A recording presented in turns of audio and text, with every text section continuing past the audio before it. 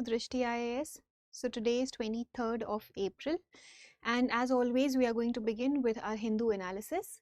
So let's begin with the first important topic for today, which is that MeitY notifies online gaming rules norms to come into effect on May 1. So starting May 1, these rules, these online gaming rules are coming into force. So we'll look at the rules that have been notified. So these rules say that the procedural framework actually will become operationalized for the Promotion and Regulation of Online Gaming Act. This act came in last year, and then there was basically a lot of advisories or different opinions that was asked by the government, and now this framework is going to get operationalized starting May 1. And it basically says that all the online games that we are talking about here, online games, esports, social based games, there are different registration norms for these things. So most of the online games, if they are not real money games, will not mandatorily need to be registered. This is one of the most important rule over here. So if they are real money games, money games like only chance based games, like you have your gambling and betting, no skill is required, only money and chance. So those games are completely banned. So real money games or pure chance based games, they are banned. But most other online games simply meaning the games that are played over the internet, the digital games, online games, if they are not involving real money and if they are not involving only chance, then in that case it is not necessary that they will always be registered. So most online games, if they are not real money games, will not mandatorily need to be registered. Okay. Oversight will be triggered only in certain circumstances. Now, they do not need to register themselves mandatorily, but however, oversight can be done by the authority, that is the Online Gaming Authority of India. This statutory body has also been constituted under this act only, the Promotion and Regulation of Online Gaming Act, and this authority will trigger any oversight if there are certain circumstances that prevail. So we'll discuss those circumstances also, but generally it says that most of the online games, if they are not real money games, if they are normal games like you have your Candy Crush or Clash of Clans, if there's no real money being involved in these things, then they will not mandatorily need to be registered. Okay. And esports, however, esports will require mandatory registration. So what is the difference between esports and online games? So these online games are any digital games that are being played over the internet. So these are casual also, they're not really professional, they are not really skill based also, it's just for fun, for entertainment purposes. Whereas when you talk about esports, they are more professional, they are more organized, they are more competitive, they are played for championships, for prizes, for tournaments. So they are not always casual, they are mostly professional in nature, they are competitive in nature, they are more organized in their framework.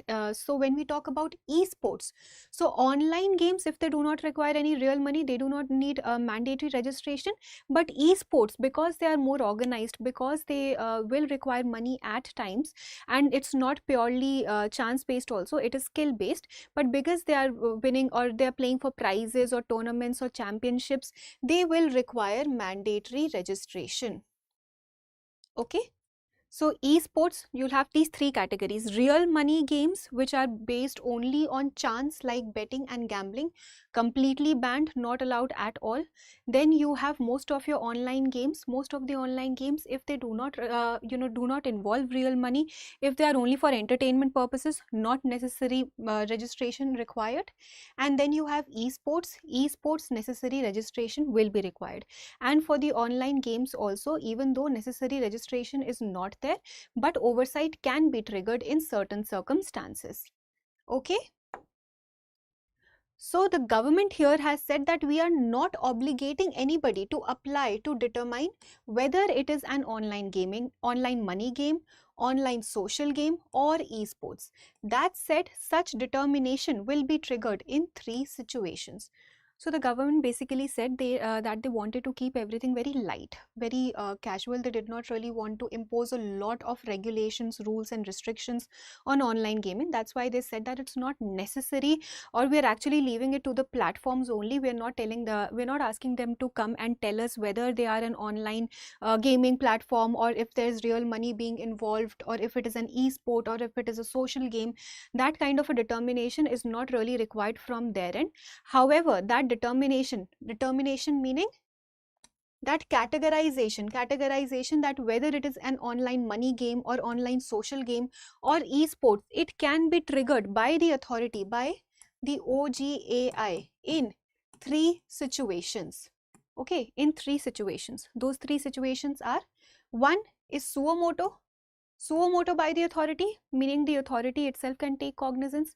This will happen if there is any suspicious activity ongoing, if the authority suspects that something fishy is happening, something incorrect is ongoing, some real money is being involved, some pure chance is being involved.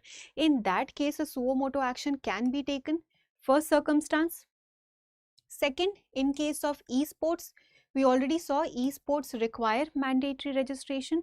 So if there are esports, in that case, the platform itself can go and let the authority know that they would like to classify themselves as the esports gaming category, so as to prevent any further legal action, any incorrect action being taken against them. They can themselves go and ask for such determination. And when the government notifies a category of social games, so let's say the government, it is not applicable right now because no such social category has been notified by the government. But if in near future the government comes up with a category that all the games falling under so and so category will always require registration, will always require an oversight, then in that case it can be triggered. But right now no such category has been defined. The government wants to keep it very light touch, very lightly regulated, and it wants to promote activities like other online games which do not require money. It wants to promote online social games, and also esports. It only wants to ban the real money, pure chance based games. Okay, so these rules will come into effect from May 1. So these are the three things that have been listed by the government. Real money, chance-based game completely banned. Esports, yes, but mandatory registration required. Most of the online games, they can work without necessary registration also, but oversight can be triggered. It can be triggered in these three situations. If any suspicious activity is being suspected by the OGAI, in that case, a suo motu cognizance can also be taken. Okay, so this was about our first article. Then the second article is about a report that has been released by the ILO, International Labour Organization, which says that toxic workplaces take lives of 8.4 lakh people annually. So there is this report that has been released, and it gives us some very disturbing data about the toxic work culture that is prevalent not just in one country but many countries. So it is talking about the global deaths that are taking place due to workplace stress in 1 year. So if we look at this report, so the report is titled The Psychosocial Working Environment, Global Developments and Pathways for Action. This report says that 8.4 lakh deaths per year globally due to toxic or stressful workplaces. So this report, this is the psychosocial working meaning it is talking about the mental stress, the psychological stress, the social stress in a workplace, the different types of stresses or the different types of conditions that are triggering these deaths. So it says 8.4 lakh people globally are dying because of workplace stress, and these deaths are mainly related to the cardiovascular diseases, heart attacks, cardiac arrests. There are many cardiovascular diseases, mental disorders like depression, anxiety, and also suicide.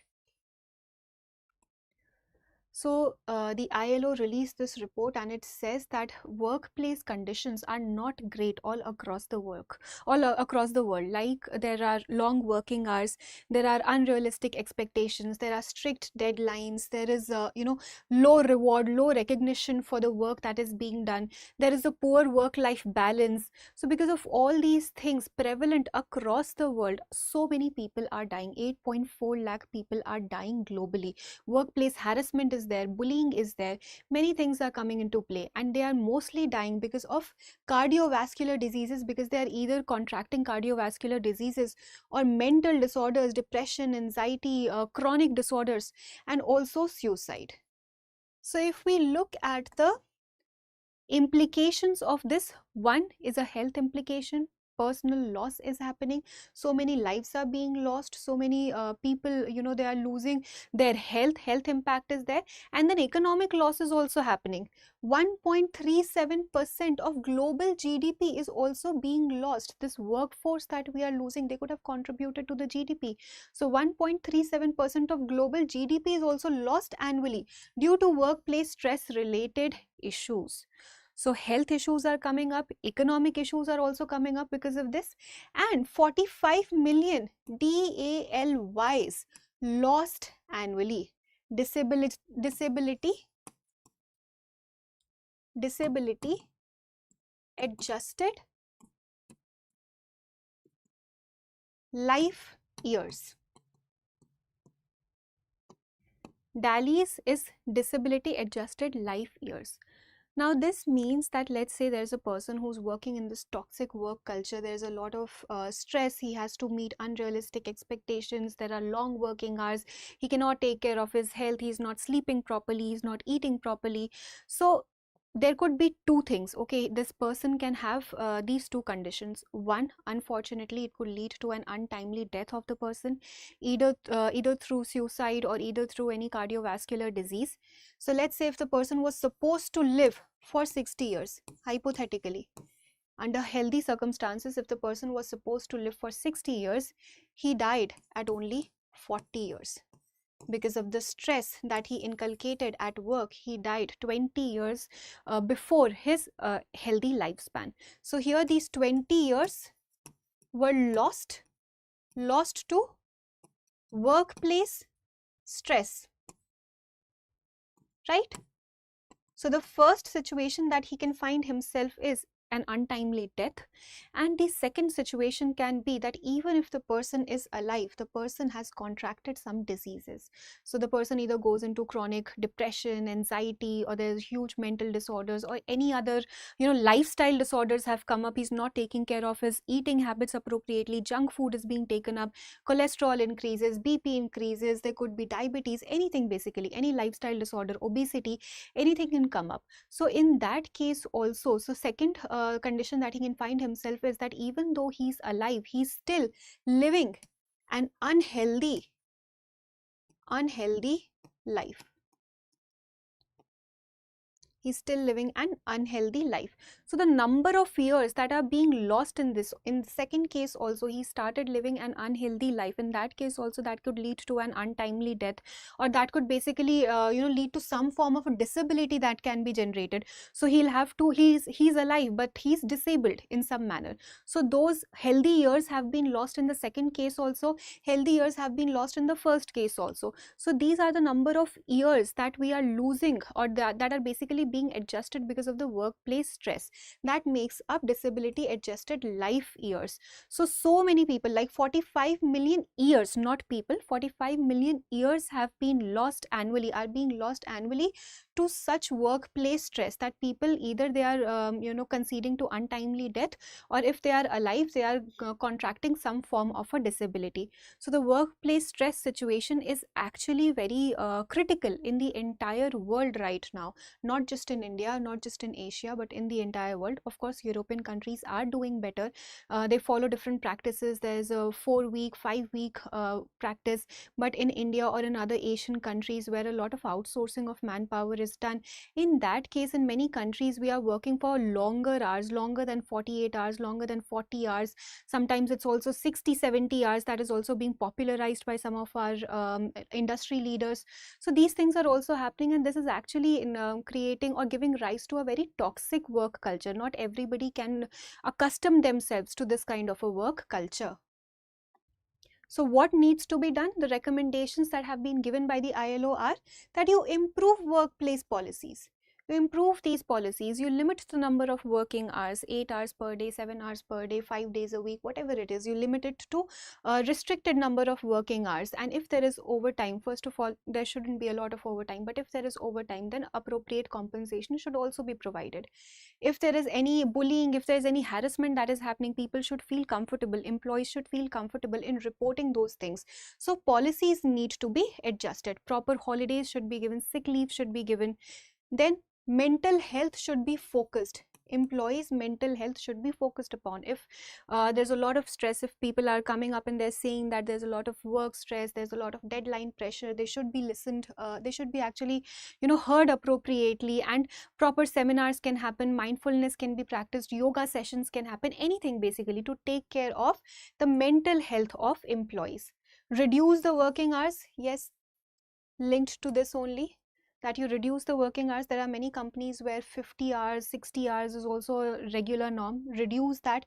Prevent harassment, prevent the harassment, prevent bullying of employees on any basically on any sector, like on any factor. If they are being bullied for any work that they have been doing, that work has not been, if there was a poor performance or anything, and that has been brought out in public, whatever harassment they are facing, whatever bullying they are facing, they should feel comfortable in reporting such incidents, so that they don't basically contract to such diseases, or they don't just think of suiciding. So that are the recommendations that have been given by ILO. But this report basically says that the toxic work culture is increasing all across the world, and a lot of people, 8.4 lakh people, are losing their lives annually. Okay. Now moving on to the next article, it says that the extreme heat threatens global food systems. UN agencies warn. So the UN agencies have been saying that extreme heat is worsening the situation. It is actually, affecting the entire global food system. And this heat is intense, this is frequent, this is prolonged, and this is affecting the entire global food system. So we need to see what should be done in such situations. So this is actually a report that was released by the United Nations Food and Agriculture Organization and the World Meteorological Organization, which said that heat waves are becoming more frequent, intense, and prolonged, and they in turn are damaging crops, livestock, fisheries, and forests. So these heat waves, what is extreme heat? All these heat waves that are becoming frequent, they're becoming prolonged due to climate change. They're prolonged, they are intense, they are happening throughout the day, even at night. So extreme heat is increasing, and this extreme heat is actually affecting the entire global food system. Food system meaning the entire food ecosystem, right from growing crops, right from agriculture, and also livestock rearing, poultry, and we're transporting that food to the market, selling that food. The entire food ecosystem is being affected because of this extreme heat wave, because of the extreme heat that we are seeing right now. So extreme heat is threatening the entire global food system, affecting over 1 billion people's livelihood. So when this happens, it is going to affect a lot of things. It is affecting the crops, livestock, fisheries, forest, and also the livelihood of the farmers, livelihood of the people who are working on those farmlands, who are working in these markets. Everybody is getting affected because of that. And this extreme heat is a risk multiplier. Risk multiplier meaning that extreme heat does not exist in isolation. It is not a concern that is existing in isolation. It is actually, it is going to increase the risk of other things also, like other things like drought, prolonged droughts could increase, heat waves could increase, wildfires could increase, forest fires could increase. So this is actually a risk multiplier. It is not a risk in isolation. Like, you cannot tackle extreme heat in isolation and think that it is not going to affect anything else. It is going to affect everything. It is affecting the global food system. It is also going to give rise to other disasters like wildfires, forest fires, prolonged droughts, and all those things. So it's a risk multiplier. So the damage that we talked about, this damage, so let's look at it in detail. Damage to crops is happening. Extreme heat is increasing due to climate change, due to global warming. Extreme heat is increasing. Now these crops can be grown in a specified temperature range, right? Most of the crops, they have a specified temperature range, and even 1 degree prolonged increase in the temperature can actually cause a lot of hazard to that crop, a lot of damage to that crop. The productivity can go down, the yield can go down, so output can come down. So even as low as increase in like just 1 degree Celsius increase can also cause such issues. So the specified temperature range will be affected when the heat waves or when extreme heat intensifies. So crops are going to be damaged, their productivity will come down, their quality will also be affected, and everything, basically the output is also going to come down. So crops will be affected, the livestock will also be affected. All the cattle, the animals, they are also going to be affected. So this can actually affect the milk production of cattle. When the heat is increasing, milk production can come down, their appetite can come down, their milk production can come down. Then they can also contract certain diseases that can happen. Most of the times they can also lose their fertility, like the fertility can also come down. So livestock is also affected because of extreme heat. Not just humans, but cattle, animals, poultry, everybody has to suffer from extreme heat. Fisheries, this another important area, is affected because of extreme heat. Now the fish count can also go down when there is extreme heat. A lot of fish might not be able to survive that extreme heat. So the fish count can come down in that area, and then fish catch can come down in that area. So the people who are depending on fisheries for their livelihood, they will also lose their livelihood. Their livelihood is going to be affected. So this will have a ripple effect. One, on the ocean ecosystem, because when the fish count is going to come down, all the other species that are relying on the fish in that food chain, in that aquatic food chain, that is also going to come down. Because in 2024 itself, some 91% of the marine ecosystems faced this extreme heat. So when we say fisheries are going to be affected, that fisheries, the fish count will come down, the food ecosystem, the aquatic ecosystem will be affected, and the livelihood of the people who are depending on fisheries is also going to be affected. Forests, I told you, it's a risk multiplier. So the forest fire can increase, the wildfire can increase because of extreme heat. And then the farm workers' health will also be affected. Farm workers' livelihood is being affected. First of all, that now this, because of extreme heat, not a lot of crop productivity is happening or output is happening. So this heat will actually decide what can they grow and when can they grow that crop, because is the climate suitable, is the temperature range suitable for that crop or not. So one, their livelihood is getting affected and their health is also getting affected. They'll have to go out and work, and we are talking about extreme heat over here. So other than livelihood, their health is also going to be affected. It is not actually feasible for people to go and work for long durations out in the sun when it is extremely hot, right? So the farm workers' health is also going to be affected.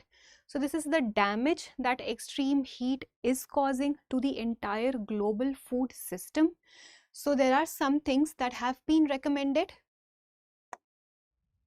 So recommendation is adaptation and mitigation.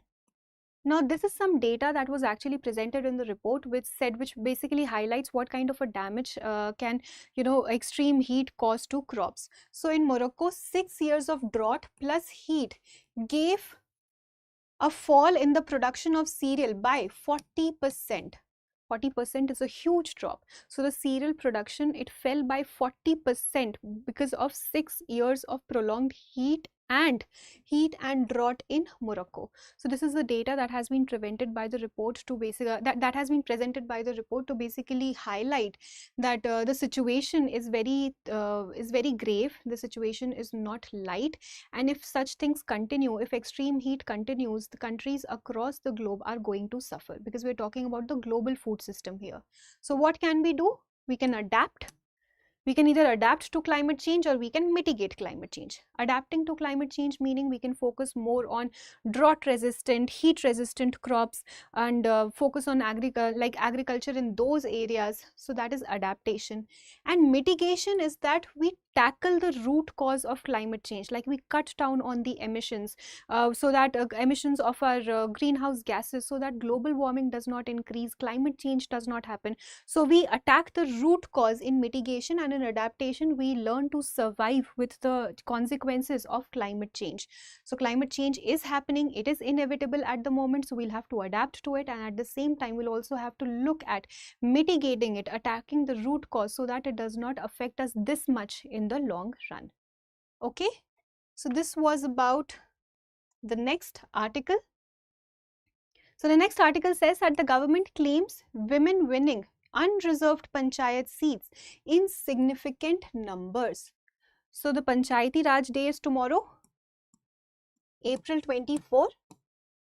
And just ahead of that, the government has said, it has actually presented some data and said that the women are not just winning on reserved seats, women reserved seat, they are also winning on unreserved seats in a huge number.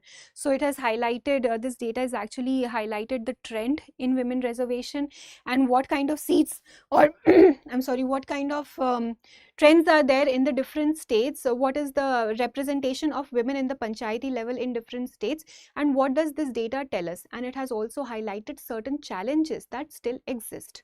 Okay.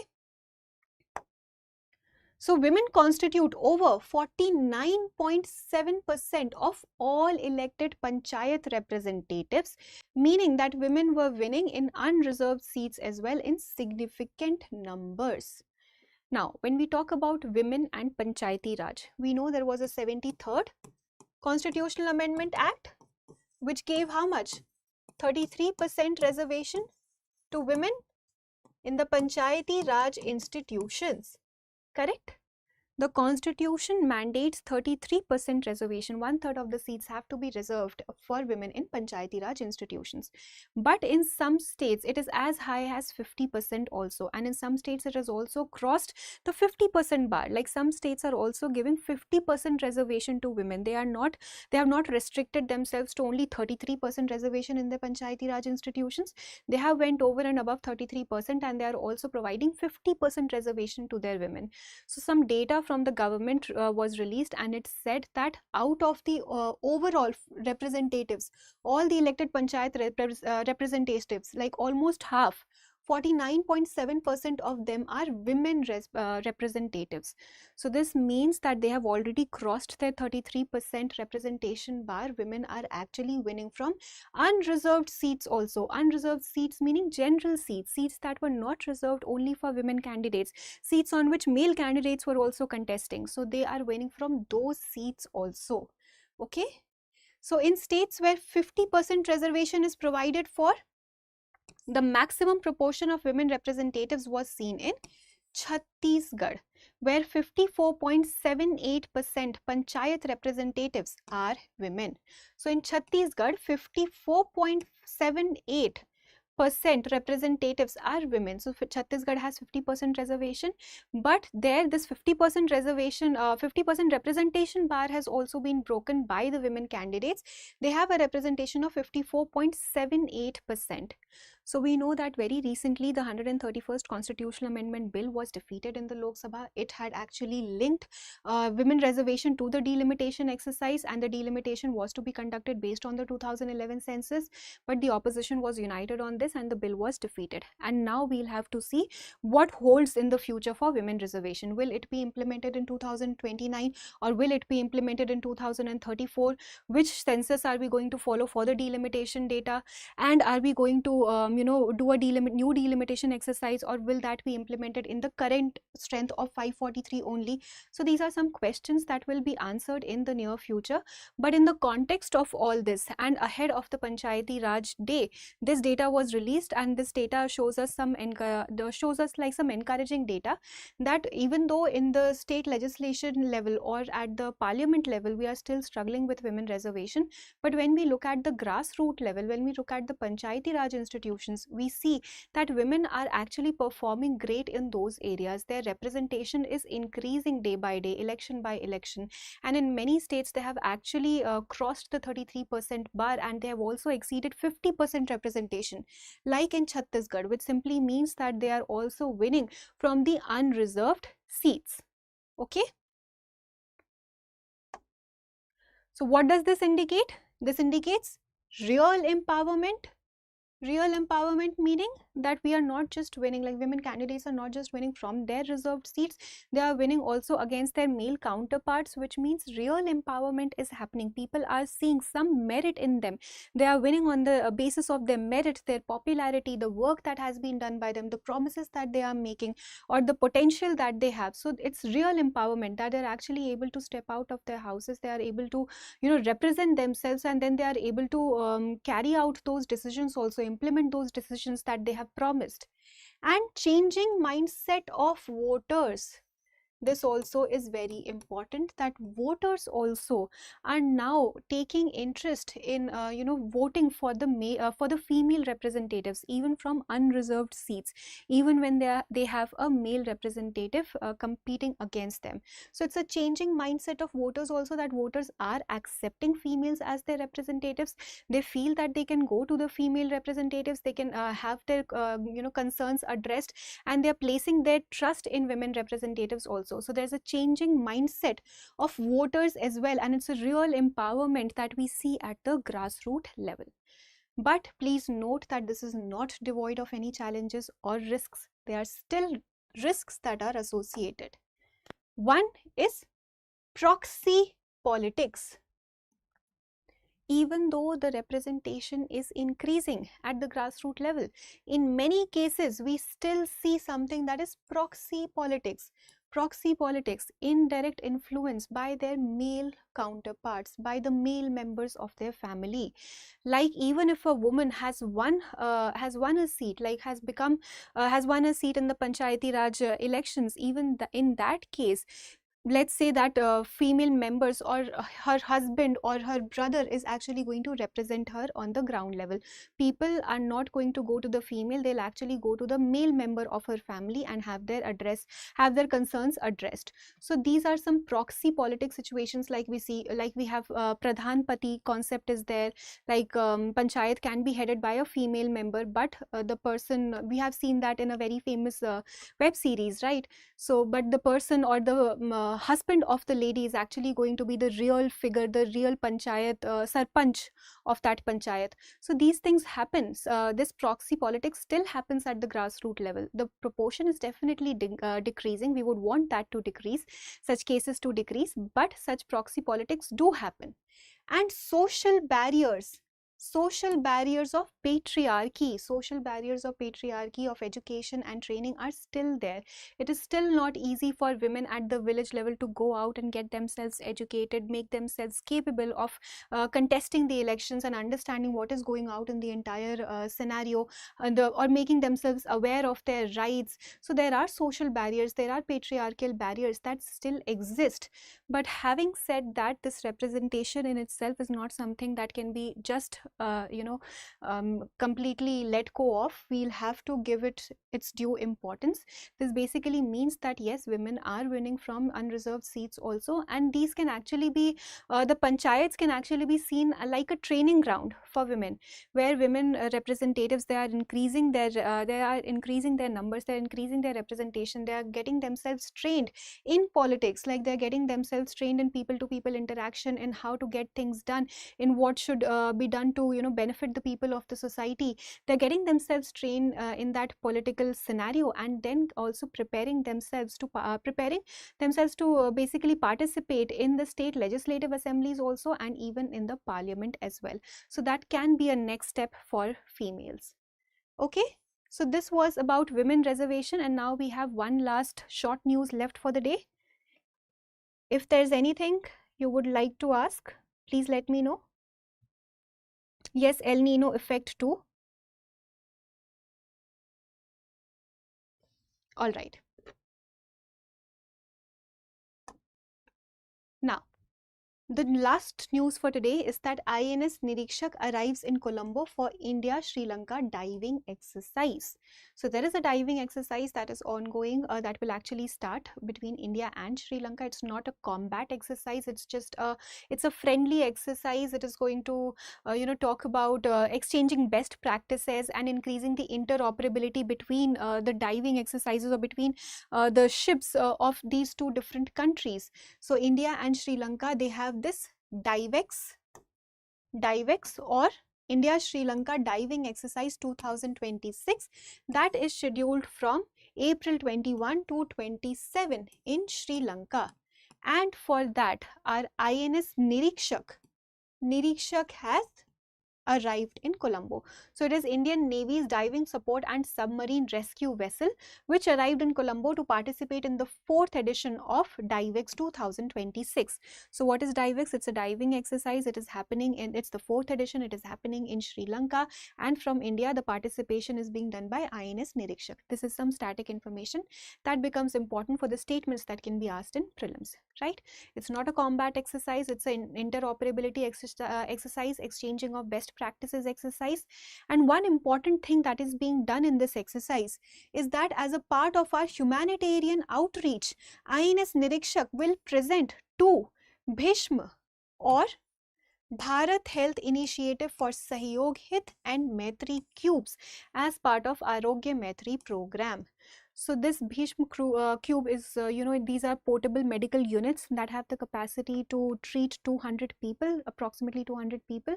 So these are portable medical units, and we are actually going to present 2 such cubes to Sri Lanka as a part of our humanitarian outreach, as a part of our Arogya Maitri program. So this becomes important. Bhishma cube also becomes important for us, and this information also becomes important that as a part of this exercise, this thing is also being done. But this exercise is being done in is happening or is taking place in Sri Lanka.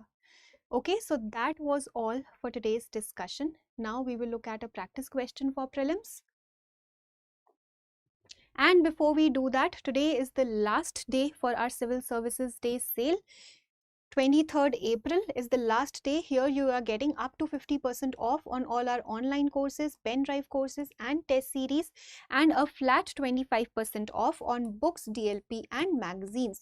So please don't wait. Today is the last day. For any more information, you can call us at 87501 87501, and you can also download the Drishti Learning app. Okay, moving on to our question. Consider the following statements about esports. 1. Esports refers to organized competitive video gaming played at a professional level.